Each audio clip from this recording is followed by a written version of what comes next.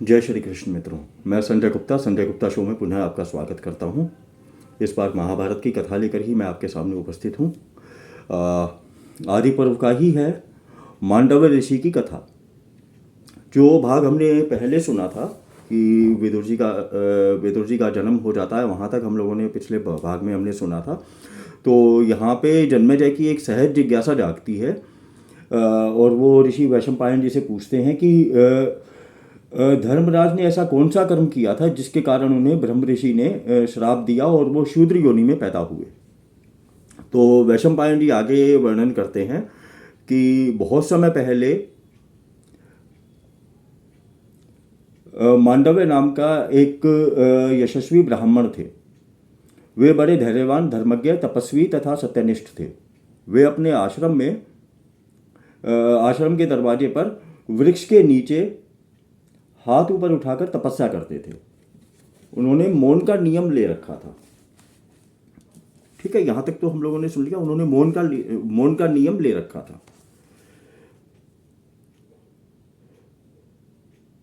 बहुत दिनों के बाद एक दिन कुछ लुटेरे लूट का माल लेकर वहां आए। बहुत से सिपाही उनका पीछा कर रहे थे। तो बेसिकली उन्होंने जो है वो शायद राजा का ही धन चुराया होगा। तो सिपाही उनका पीछा कर रहे थे, इसलिए उन्होंने मांडव्य ऋषि के आश्रम में ही लूट का सारा माल रख दिया और वहीं पर ही खुद भी छुप गए। तो थोड़ी देर के बाद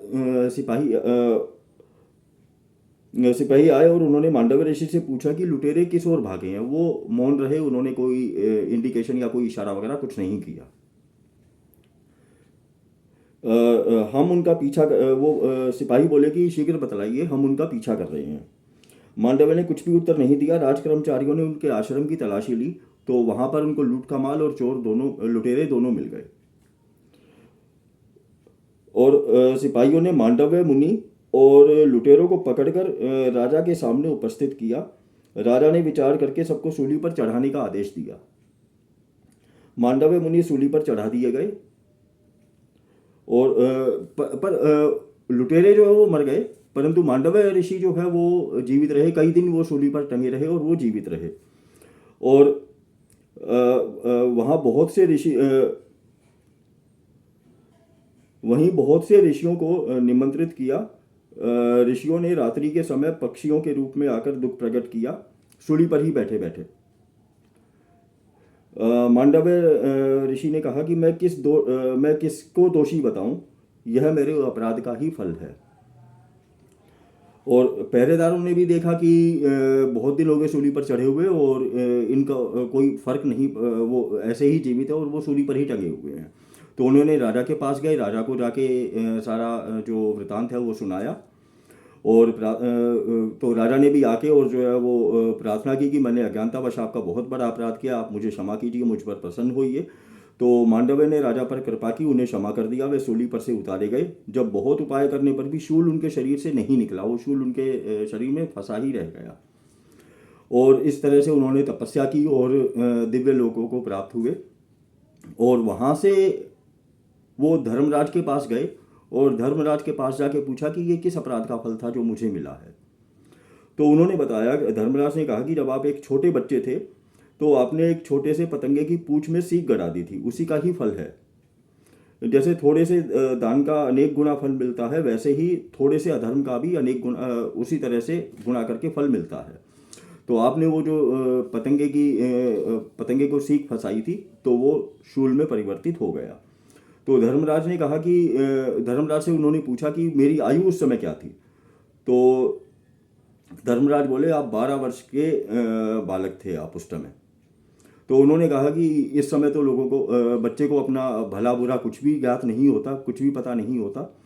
तो आपने इस अपराध की सजा मुझे दी। और उन्होंने साथ में ये भी बोला कि आज से 14 वर्ष की आयु से पहले, 14 साल की आयु से पहले बच्चा यदि कोई अपराध करेगा तो उसका उसे कोई फल या सुफल कुछ भी नहीं मिलेगा, कुछ भी करेगा वो, क्योंकि वो अज्ञानता में करता है वो। तो उसी अपराध के कारण ही जो मांडव्य ऋषि का जो श्राप था, उन्होंने धर्मराज को श्राप दिया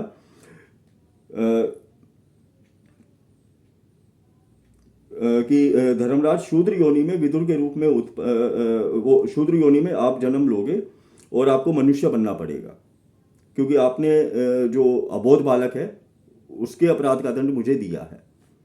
बालक अबोध होता है इस कारण से।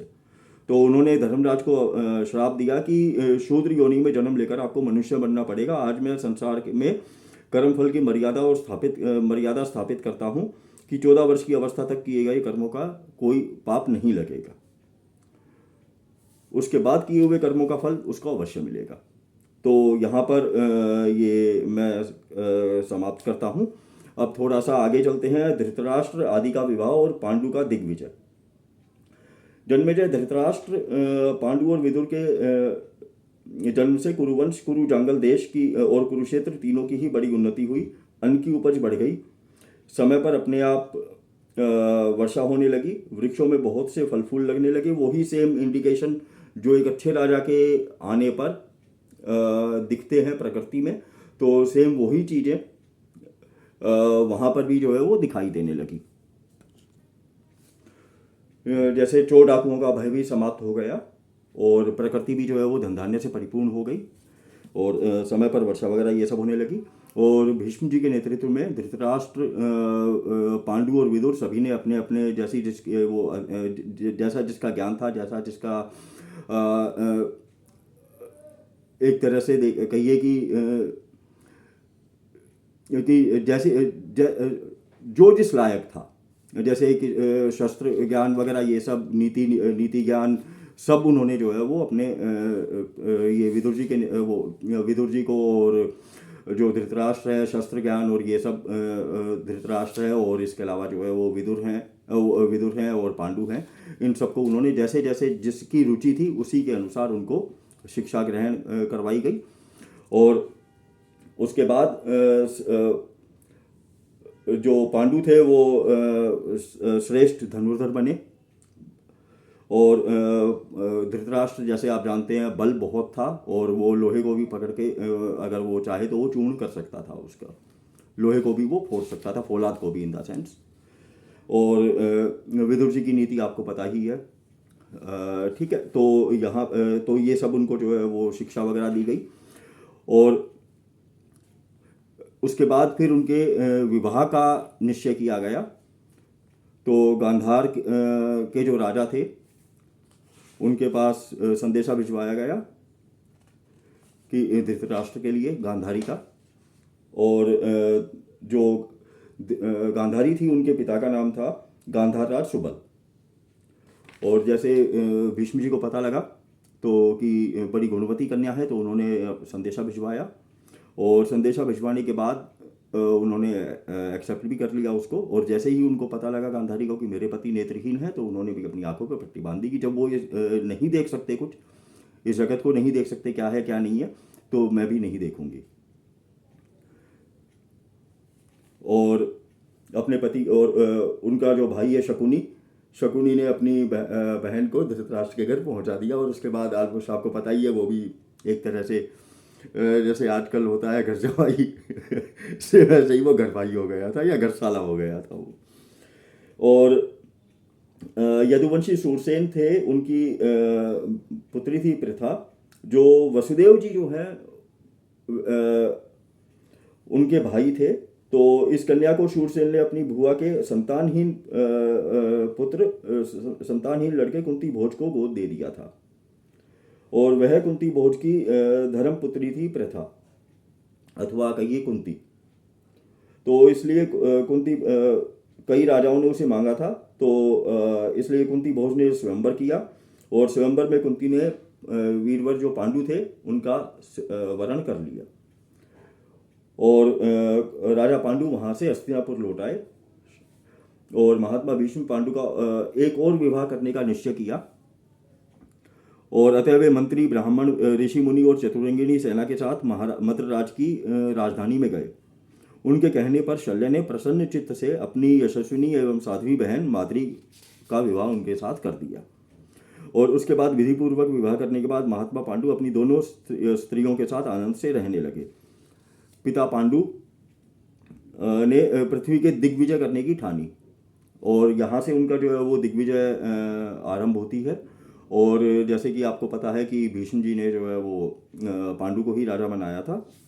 तो वो अपनी चतुरंगिनी सेना लेकर उन्होंने अपनी यात्रा आरंभ की और ब्राह्मणों ने मंगल पाठ किए और यशस्वी पांडु ने सबसे पहले अपने अपराधी शत्रु दशाण नरेश पर चढ़ाई की और उसे युद्ध में जीत लिया और उसके बाद प्रसिद्ध विजयी वीर मगध राज को राजगृह में जाकर मार डाला।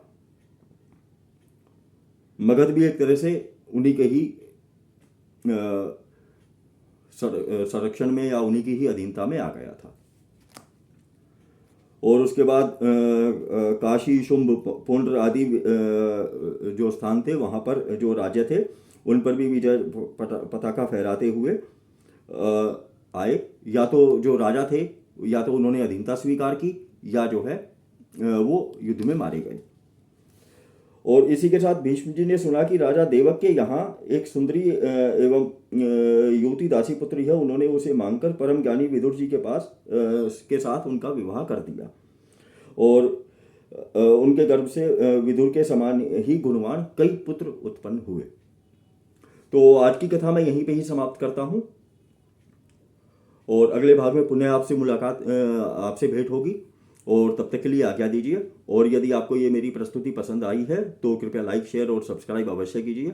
और आप लोग देखते हैं, आपको पसंद आती है तो आप कृपया सब्सक्राइब भी कर सकते हैं और साथ में बेल आइकन है तो उसको आप प्रेस करेंगे तो आपको, और ऑल का बटन आप प्रेस करेंगे तो आपको जो भी मेरा नया वीडियो आएगा तो वो आपको उसकी नोटिफिकेशन आपको मिल जाएगी। तो आप उसको आप इजीली आप उसको देख पाएंगे, आपको इधर सर्च करने की ज़रूरत नहीं पड़ेगी।